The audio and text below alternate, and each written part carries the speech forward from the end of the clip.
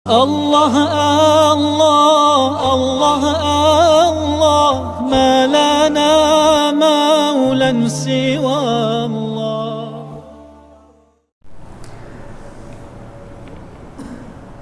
الحمد لله الذي هدانا لهذا وما كنا لنهتدي لولا أن هدانا الله. أشهد أن لا إله إلا الله وأشهد أن محمدا عبده ورسوله. وقال الله تعالى في القرآن العظيم: أعوذ بالله من الشيطان الرجيم. وإذا قرئ القرآن فاستمعوا له وأنصتوا لعلكم ترحمون. وقال: وننزل من القرآن ما هو شفاء ورحمة للمؤمنين ولا يزيد الظالمين إلا خسارا. وقال: فلما ألقوا قال موسى ما جئتم به السحر إن الله سيبطله إن الله لا يصلح عمل المفسدين.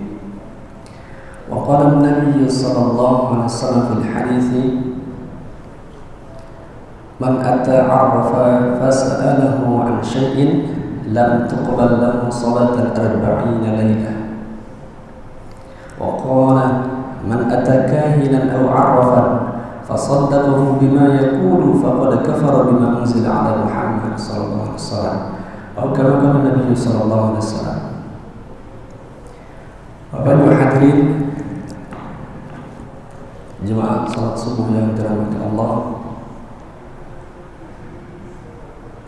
puji syukur kita haturkan kepada Allah Subhanahu wa taala yang telah memberikan kita kesempatan, memberikan kita kesehatan sehingga pada pagi yang barokah ini kita diberikan kemampuan untuk hadir di tempat yang mulia.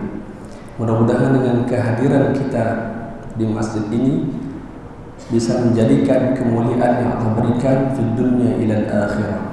Amin ya rabbal alamin. Untuk kajian kita, tema untuk pagi hari ini yaitu langkah pencegahan sihir. Nah, begitu temanya terdengar berat ya, seperti kata Pak Budi, berat temanya ini. Tetapi alhamdulillah langkah jemaahnya ringan. Ya, jadi tema ini pengaruh juga ternyata ya. Padahal isi kajiannya sih biasa-biasa gitu. Nah, hadirin rahmat Allah Subhanahu wa taala. Pagi ini kita akan membahas bagaimana langkah kita dalam melindungi diri dari pengaruh sihir dan bagaimana efek dan akibatnya dalam diri kita. Baik, sihir secara bahasa yaitu memalingkan sesuatu dari sebenarnya. Nah, dan hukum sihir dalam Islam sepakat semua ulama yaitu haram. Ya. Karena sihir merupakan salah satu daripada penyebab kematian yang kuat. Nah, hadirin rahmatullah Subhanahu wa taala, seperti Nabi sallallahu alaihi wasallam mengancam bagi orang-orang yang melakukan sihir bahkan sampai mendatanginya.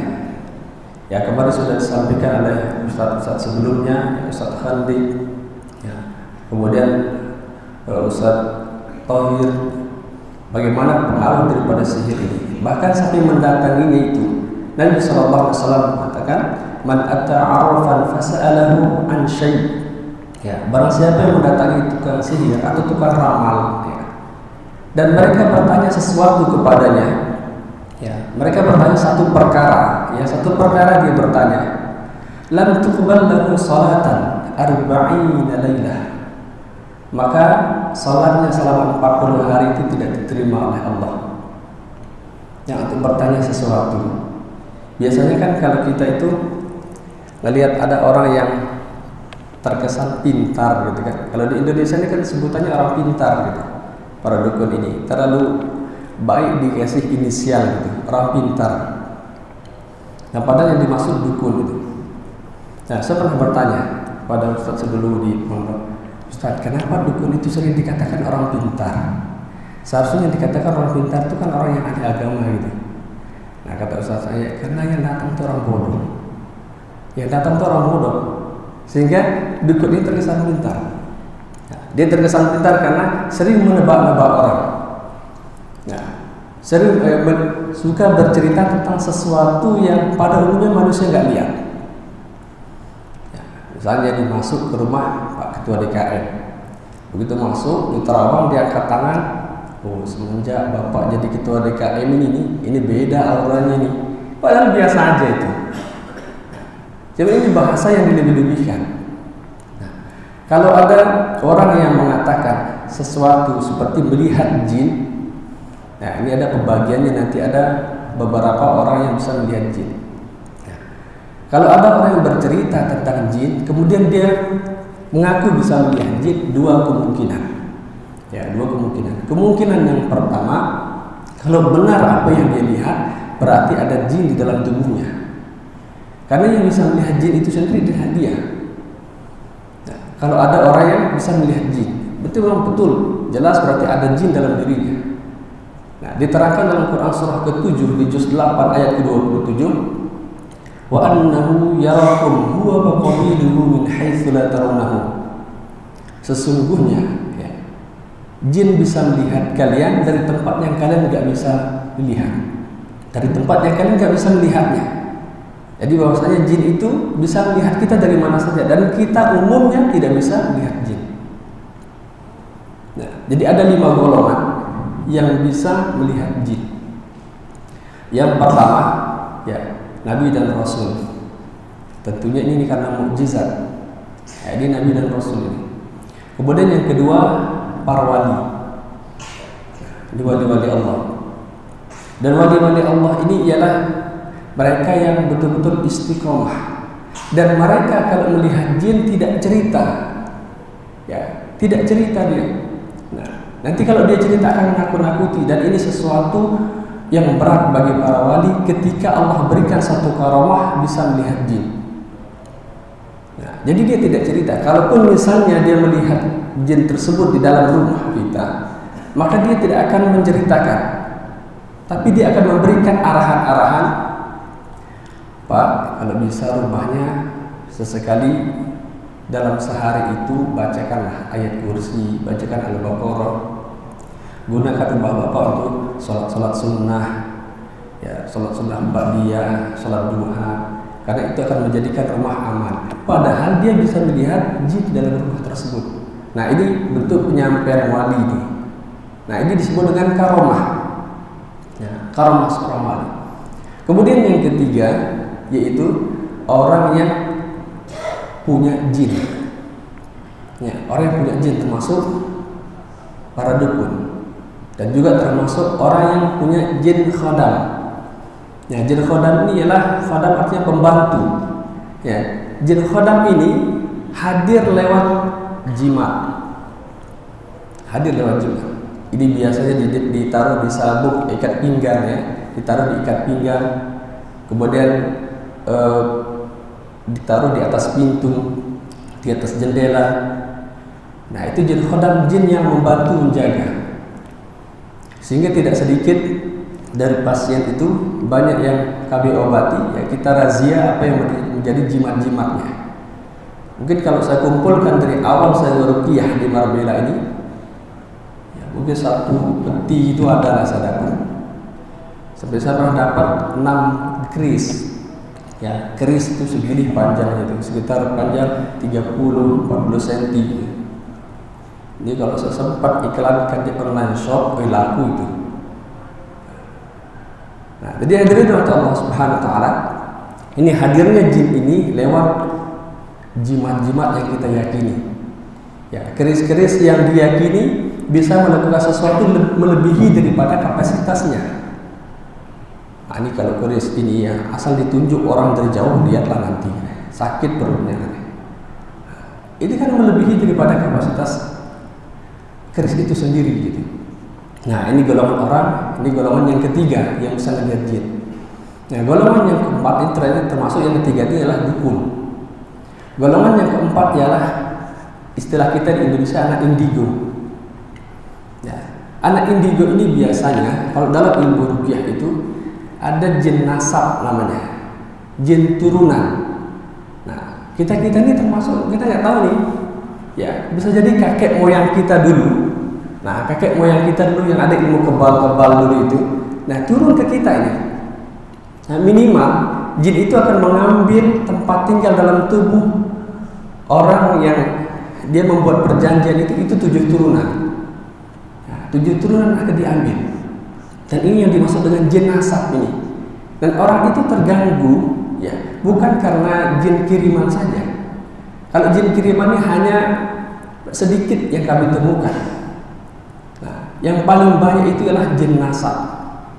Ya, kakek moyang kita duduk ke atasnya. Kita nggak tahu, paling kakek kedua itu, paling uyut kita, paling sampai di sanalah kita tahunya bagaimana kehidupan mereka. Namun kakek kita dari yang pertama itu, misalnya kita keturunan yang ketiga atau keempat atau kelima, udah kita nggak tahu lagi bagaimana riwayat hidup mereka. Namun ada jin nasab yang mereka membuat perjanjian, yang misalnya dulu dia kebal kan, ditembak Belanda kan, mental peluru itu. Dan mereka melakukan perjanjian dengan jin. Maka kata jin, kau jadikan anak turunanmu sampai 7 turunan untuk aku tempati. Nah, maka kata kakek moyang itu, ya, saya terima. Maka itu menjadikan dia kebal. Ya. Memang benar ada ilmu kebal itu disebabkan oleh jin, dan ada juga trik gitu. Nah, hadirin Allah Subhanahu wa taala, ini jin nasab, ya, jin nasab atau anak indigo. Dan dia bisa melihat sesuatu, bisa melihat jin di mana-mana itu. Dan keberadaan satu jin dalam tubuh kita ini akan membuka gerbang bagi jin-jin yang lain untuk masuk gitu. Dan efeknya sangat banyak sekali. Nah, jika ada satu jin yang ada dalam tubuh kita, ini selain jin korin ya, karena jin korin itu beda nanti. Nah, jadi ada 2 korin ya, dalam tubuh kita. Pertama korin dari bangsa jin, yang kedua korin dari bangsa malaikat. Nah, itu beda. Kalau jin korin ini nggak bisa diruqyah ya. Nah, itu yang membisikkan kejahatan dalam diri kita itu jin korin. Nah, adapun jin nasab, jin khadam, dan jin kiriman. Nah, jin kiriman hadir lewat sihir, ya, jin khadam hadir lewat jimat, jin nasab hadir lewat keturunan. Nah, ini yang perlu diwaspadai ini. Di antara ciri-ciri jin yang ada dalam tubuh kita. Nah, ketika kita tidur, ya, ketika kita tidur sering bermimpi yang menakutkan, mimpi buruk. Ya, dan mimpi buruk itu, ya, umumnya datang lewat jin. Ya, dan mimpi itu sendiri terbagi jadi 3. Baik, saya tuliskan aja. Ya, supaya mudah untuk dipahami. Sampai soal hidayah dia.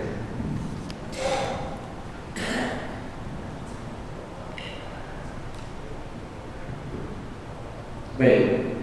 Jadi dalam tubuh kita ini ada di tentang ya ruh manusia.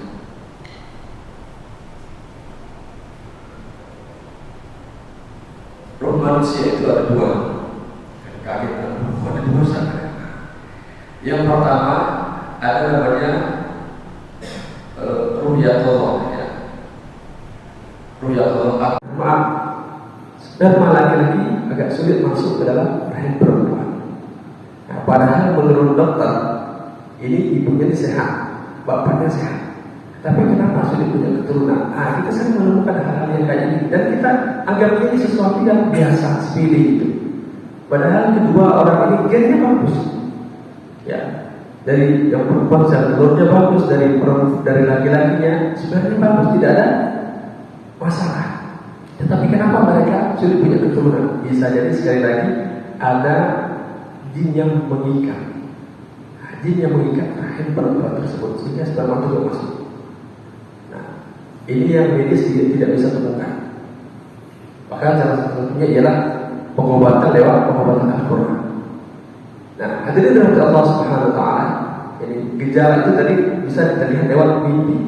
Kalau mimpi itu sering buruk, ya sering menakutkan, sampai ketakutan itu ke bawah sampai keluar tidur sampai kita sadar, maka berarti ada gangguan jin.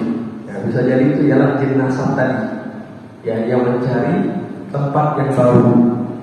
Saya ternyata dulu almarhum bapak saya misalnya itu ketika menikah dia agak kesulitan. Nah, ada yang mengatakan dia terkena sihir. Nah, jadi turun ke anaknya lagi, mencari mangsa yang baru. Nah, kemudian yang ketiga, mimpi itu hadir dengan sebab faktor pikiran. Nah, jadi kalau mimpi buruk, ya jangan disalahkan jin terus, kasihannya. Karena bisa jadi sebab faktor pikiran. Faktor pikiran kita yang sebelum tidur tadi, ya apa yang paling dipikirkan itu? Nah, mimpinya semimpi buruk, Ustaz. Apa mimpinya? Semimpi orang itu nagih uangnya ke saya.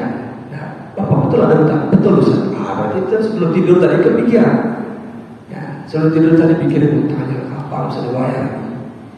Nah, pikir utangnya bisa nggak dibayar. Nah, sebelum tidur dia pikiran, maka pikiran yang kuat itu sampai masuk ke bawah sadarnya. Nah, di dalam mimpi itu ada geruduk rupanya. Nah, itu mimpi yang menakutkan. Itu sebab faktor pikiran. Ya. Nah, dari Allah Subhanahu Wa Taala. Ya, pengaruh jin ini, ya, dari tukang sihir, ya, dari tukang sihir, kemudian dari jimat dan dari keturunan. Kalau dari jimat ini biasanya hadir lewat dukun tadi. Ya, bertanya sesuatu. Mbak, kira-kira kalau menurut Mbak gimana garis tangan saya? Dukun itu kalau sudah ditanya tentang sesuatu, walaupun dia bukan ahlinya, maka dia akan mudah untuk mendapat.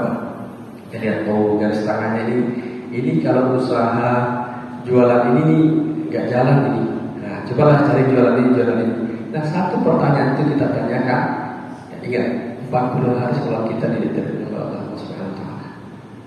Saya baru kemarin nanya Ustaz, atau gimana nih? Nah, kalau kemarin nanya, sekarang banyak istighfar, bertobatlah, supaya pembatalan salah tersebut dihapus oleh Allah. Baik. Kemudian hadis yang kedua tentang mendatangi tukang dukun, man atakahinan aw arrafan fasaddaqahu bima yaqulu faqad kafar bima unzila ala Muhammad. Barang siapa yang mendatangi dukun atau tukang ramal dan dia membenarkan apa yang dikatakan oleh dukun tadi, membenarkan Allah itu ya, tepat dia. Nah, apa yang dibilang itu benar semuanya, membenarkan ucapannya, maka dia telah kufur, faqad kafar. Jadi beda dengan kata kafir ya. Jadi kalau kita artikan, maka sungguh dia telah kafir. Ini terlalu ekstrim. Karena dalam hadis itu, ya dalam hadisnya kami hadirkan tadi, faqad kafar. Kafar itu adalah kata kerja. Ya, belum sampai kepada pelakunya yang kafir, belum. Ya, kafar itu artinya melalaikan atau mengabaikan. Nah, sebagaimana orang yang tidak sholat, ya, orang yang sholat maka hukumnya kafar, faqad kafar. Ya, ternyata termasuk orang yang mengabaikan, melalaikan. Ya, tidak termasuk orang yang kafir. Orang meninggalkan sholat kafir hukumnya kan. Dia belum termasuk orang kafir, tapi termasuk kafar. Ya, di hadis ini, faqad kafara bima unzila ala Muhammad. Dia termasuk orang yang mengabaikan, ya, mengabaikan pada Al-Quran dan apa yang telah dilakukan Nabi Muhammad SAW. Dan perkara yang gaib ini tidak ada yang tahu. Ya. Di Al-Quran Allah jelaskan, la ya'lamu ma fis samawati wal ardi ghaibi illa Allah. Tidak ada sesuatu yang di langit dan di bumi yang mengetahui perkara gaib kecuali Allah. Terus bagaimana dengan Nabi?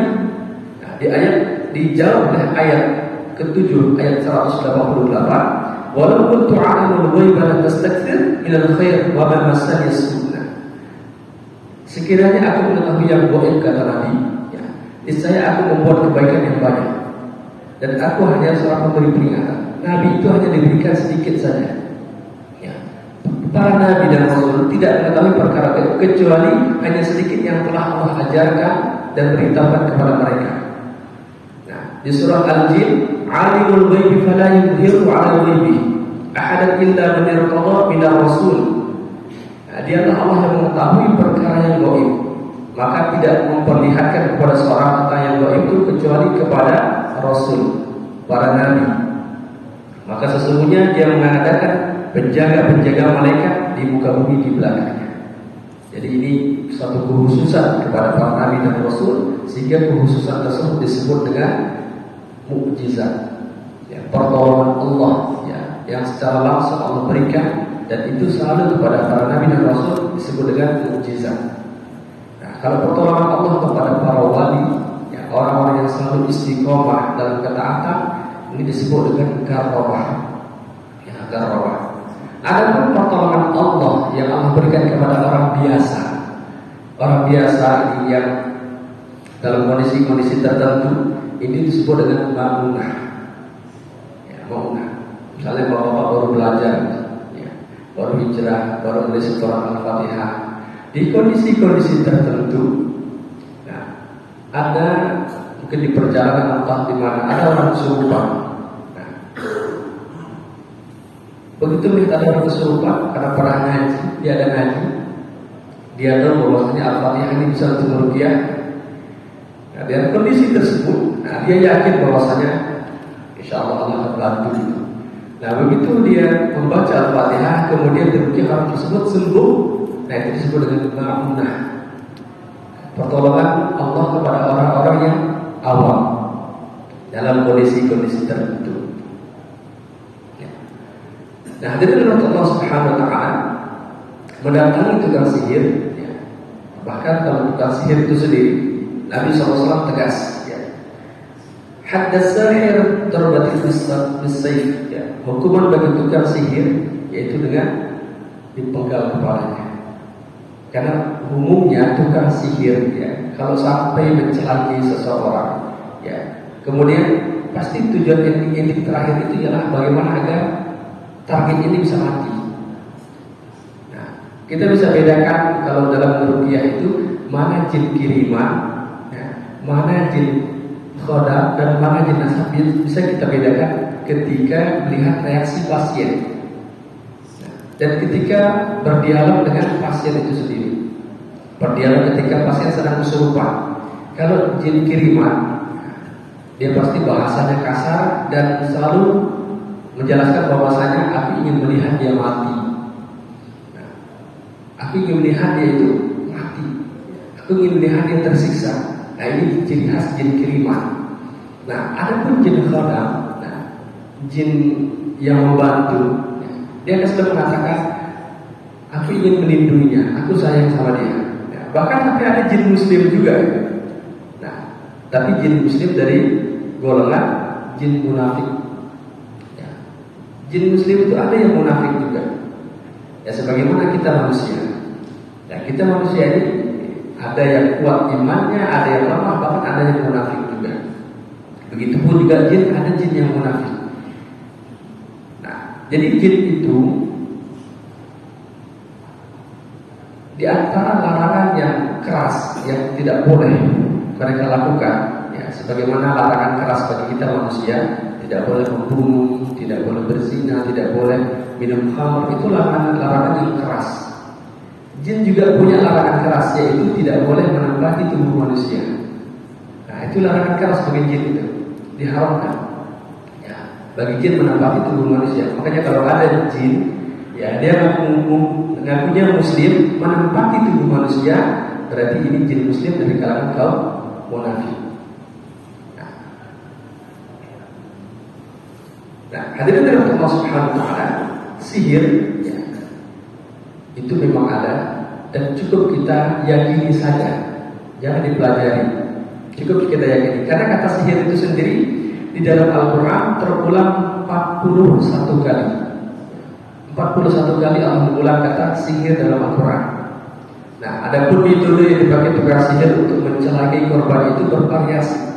Nah, ada yang menggunakan rambut calon korbannya, ada yang menggunakan baju, ada yang menggunakan foto, ada yang menggunakan apa saja yang sering dipakai, yang menempel pada tubuh calon korban.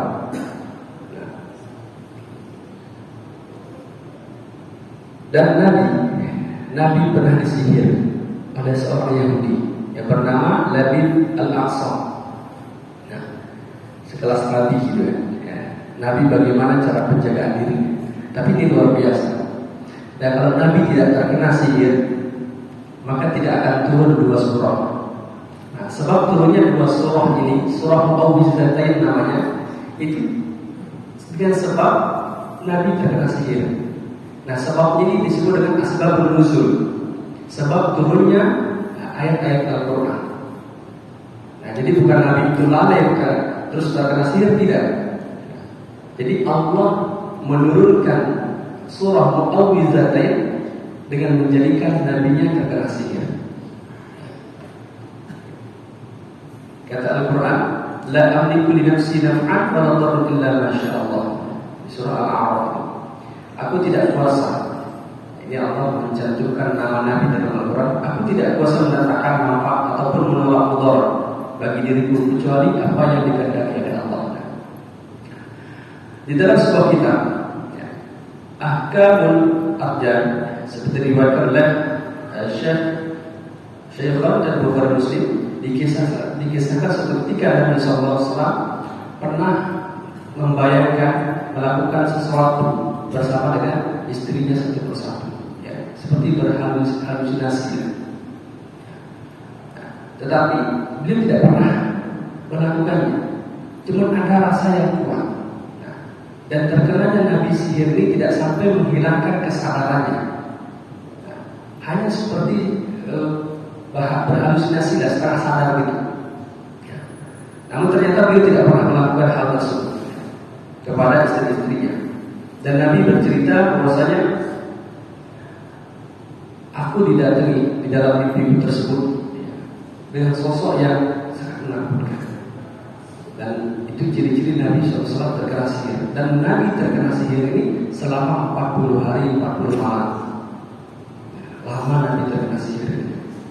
Nah, dan Nabi SAW selalu berdoa di dalam rasa sakit yang dirasakannya. Nah, sampailah Allah menjawab daripada doa Nabi, ya, meminta untuk diberikan petunjuk. Ini sakit sebab apa ini? Kenapa kok nggak sembuh? Sampai 30 hari 1 bulan lebih. Kenapa kok nggak sembuh ini? Nah, Nabi selalu minta kepada Allah, berdoa sampai Allah menjawab doanya. Nah, Nabi SAW bercerita, aku kedatangan 2 laki-laki. Salah seorang duduk di sebelah kepalaku, seorangnya lagi duduk di sebelah kakiku. Nah, salah seorang dari mereka berwujud laki-laki dan menjelaskan kepada Nabi. Dan 2 malaikat itu sebelum menjelaskan siapa yang menjadi penyebab penyakitnya itu, Nabi diruqyah. Nah, Nabi diruqyah sekaligus dengan membawa 2 surah tadi, 2 surah Mu'awwidzatain. Nah, surah Mu'awwidzatain ini adalah 2 Qul a'udzu birabbil falaq dan Qul a'udzu birabbin nas. Nah, inilah 2 surah yang turun ketika Nabi SAW dalam kondisi terkena sihir. Ya, artinya 2 surah ini mampu menghapuskan sihir dalam tubuh kita. Nah, kalau surah Mu'awwidzat, ya, kalau disebut Mu'awwidzat berarti 3 Qul, ya, Qul huwallahu ahad, Qul a'udzu birabbil falaq dan Qul a'udzu birabbin nas. Kalau disebutkan Mu'awwidzatain berarti 2 Qul, Al-Falaq dan An-Nas. Nabi SAW berpikir ada 2 malaikat tersebut, dibacakan di kepalanya, kemudian dibacakan di kakinya, kemudian diusap, dan Nabi SAW sembuh di masa 40 hari itu. Padahal Nabi SAW ada yang diambil sebagian daripada rambutnya, ada beberapa helai, dan malaikat menceritakan itu. Wahai Muhammad, yang menjadi sebab engkau sakit ialah kau sudah disihir oleh namanya Labid Al-Aqsa, seorang dukun dari kalangan Yahudi. Nah, dukun itu, Bapak Ibu, itu jarang ada yang kenal. Labid Al-Aqsa ini jarang ada yang tahu. Dia terkenal itu setelah menyihir Nabi. Dia tidak begitu diketahui. Nah, jadi di antara ciri khas dukun yang sebenarnya itu ialah dia malu diketahui oleh banyak orang. Karena kalau dia diketahui oleh banyak orang, itu akan berpengaruh bagi kekuatannya.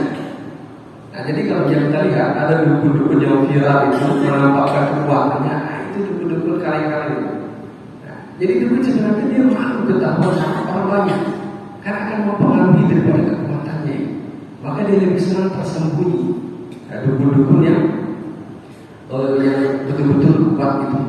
Nah, dukun yang sebenarnya tidak mau menampakkan diri. Dan Nabi SAW sembuh ya di masa 40 hari. Nah, kemudian malaikat Jibril menjelaskan beberapa helai rambutmu telah diambil oleh Labib al-Aqsam. Kemudian sisirmu diambil, dipatahkan, gigi-giginya itu dipatahkan, beberapa gigi dipatahkan, kemudian digulung dengan pelepah kurma, kemudian diikat. Nah, kemudian ada kayak tulang-tulang dicampur juga. Kemudian dimasukkan ke dalam sumur Zarwan. Ya. Ada seorang penduduk namanya Zarwan. Ya, ada sumurnya yang kedalamannya itu kurang lebih sekitar 12 atau 15 meter. Nah, dimasukkan ke dalam dan ditindih dengan batu. Nah, jadi malaikat menjelaskan bahwasanya bentuk bumbul ya atau alat untuk menyihir itu diletakkan di dalam sumur dan ditindih oleh batu.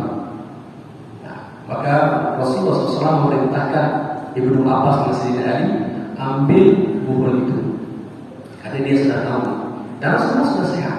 Ambil buhul itu yang berada pada sumber Zarwan, yang airnya merah seperti air acar dan baunya tidak enak, tidak sedap. Nah, itu bukan air untuk digunakan untuk minum karena airnya tidak bagus. Nah, di sana itu ada gulungan yang di dalamnya ada rambut dan sisir kota Nabi. Maka Ibnu Abbas dengan Sayyidina Ali turun mengambilnya dan ternyata ada. Nah, artinya di sini kita bisa mengambil pelajaran bahwasanya tidak selalu ya kesembuhan itu dengan menemukan buhul. Nah, tapi Nabi SAW kita kalau lihat sembuh tanpa sebelum buhul itu diangkat. Jadi tadi tidak melakukan beliau syaitan keluar nggak ada yang sekarang itu kan sekarang itu usap kakinya orang, keluar paku gitu kan, keluar apa benda-benda yang aneh-aneh gitu. Itu hanya bentuk daripada manipulasi ya, untuk menipu para pasien supaya tak sampai luar biasa ya. Ya muntah paku lah, ada yang muntah bukannya sendiri ya, kalau yang keluar paku dari tubuh pasien itu ya, kalau 100 pasien yang ditangani itu bisa buka toko bangunan terus itu kalau terlalu banyak paku gitu. Nah, jadi Nabi SAW tanpa mengeluarkan buhul terlebih dahulu Nabi SAW sembuh. Artinya kita tidak bisa terlalu fokus terhadap buhul tersebut. Kalau dulu misalnya, ya, Bapak Ibu menemukan ada seorang di antara kerabatnya yang terkena sihir, kemudian nanti pas dia kesurupan, aku nggak bisa keluar karena aku diikat di sini, dia ditaruhnya di sini, kita nggak usah fokus ke sana. Apalagi yang disebutkan yang nyihir aku nggak usah dipercaya. Kalau dipercaya nanti ini akan membuat perpecahan ya. Terkontaminasi dengan terpengaruh dengan bahasa cinta. Ternyata dia yang nyihir ya, gak nyangka nah, dia baik di depan, ternyata dia pula yang nyihir. Nah, sudah terpengaruh oleh kata-kata cinta. Makanya apapun yang dikatakan jin itu, misalnya dia yang nyihir, nah boleh sih kita nggak usah percaya. Fokus saja kepada pasien itu, carikan dia obat. Jadi tanpa keluarnya buhul itu, insya Allah akan disembuhkan oleh Allah Subhanahu Wa Taala. Nah, ada dalam Allah Subhanahu Wa Taala itu di antara langkah kita dalam mencegah diri dari kekuatan-kekuatan sihir itu sebelum tidur, ya usahakan berwudu. Ya. Saya sudah sampaikan kepada pasien seberat apapun penyakitnya itu, jangan tinggalkan berwudu sebelum tidur, kemudian baca doa. Karena di saat kesadaran kita itu keluar, jin itu akan mudah untuk menguasai. Nah, adapun ruh yang kedua tadi, ruh hayat itu nggak bisa keluar masuk itu. Keluarnya itu dengan malaikat maut. Malaikat maut yang mampu yang menjadi sebab keluarnya ruh hayat kita. Tapi kalau ruh kesadaran tadi ya dengan sebab kita tidur atau pingsan, maka jaga berwudu sebelum tidur. Nah, ini amalan. Kalau terus dijaga, insya Allah akan terlindungi dari gangguan sihir. Walaupun sama se-Indonesia kumpul ini, ya kumpul dukun se-Indonesia untuk menyihir dia. sekarang kan dukun se-Indonesia menuntut sulap merah gitu, karena jobnya sepi gitu. Nah, dari mereka mengatakan jobnya sepi, ini menunjukkan bahwasanya penglaris itu nggak ada. Ya, penglaris itu kalau memang ada penglaris tapi mereka tuntut gitu kan. Nah, jadi mereka menuntut ya salah seorang supaya dikerjakan, karena dengan sebab adanya dia jobnya sepi gitu. Kenapa nggak gunakan penglaris yang dibuat gitu kan? Nah, ini hadirin dari Allah Subhanahu Wa Taala. Ya, sekali lagi berwudu sebelum tidur, kemudian baca doa. Kalaupun misalnya pas di tengah malam mimpi buruk, ya, kemudian sampai terbangun, nah, baca ta'awuz di sana. Kalau sampai terbangun ini karena ketakutan, baca ta'awuz. Ta'awuz a'udzubillahi minasyaitonir rajim. Baca 3 kali, kemudian isyarat meludah ke sebelah kiri. Nah, isyarat meludah, jangan meludah beneran. Kalau meludah beneran nanti pas pula suami kan sebelah kiri itu meludah beneran. Nah, satu gumpal itu kena mata suami, ada masalah lagi jadi. Nah, isyarat meludah saja, jangan beneran. Ya, baca ta'awuz, kemudian meludah sebelah kiri. Karena kenapa meludah sebelah kiri? Karena jin itu sedang berada di sebelah kiri kita. Jadi dengan ludahan yang dibaca sebelumnya dengan kalimat ta'awuz ini akan menjadikan jin itu terbakar. Baiklah hadirin Allah Subhanahu Wa Taala, karena waktu sudah menunjukkan sudah masuk syuruk, mudah-mudahan apa yang kita kaji pada kesempatan pagi hari ini bisa menambah wawasan dan ilmu agama kita, serta menghadirkan kebaikan-kebaikan bagi kita, keluarga kita dan anak turunan kita. Amin ya rabbal alamin. Amin ya rabb. A'udzu billahi minasyaitonir rajim. Bismillahirrahmanirrahim. Alhamdulillahirabbil alamin wassalatu wassalamu ala asyrafil anbiya'i wal mursalin wa ala alihi washabbihi ajma'in. اللهم ارحمنا بالقرآن اللهم ارحمنا بالقرآن اللهم ارحمنا بالقرآن في الدنيا والآخرة اللهم اجعل أولادنا أولادا صالحين حافظين للقرآن والسنة فقهاء في الدين اللهم اجعلنا من أهل القرآن اللهم زينا بزينة القرآن في الدنيا والآخرة اللهم أدخلنا الجنة مع القرآن اللهم يسر لنا الانتظام في جميع الأمور الدينية والدنيوية وحسن ردنا بالخير اللهم باعدنا من الشر والعصيان وصلى الله على خير خلقه سيدنا محمد وعلى آله وصحبه أجمعين والحمد لله رب العالمين بركة الفاتحة.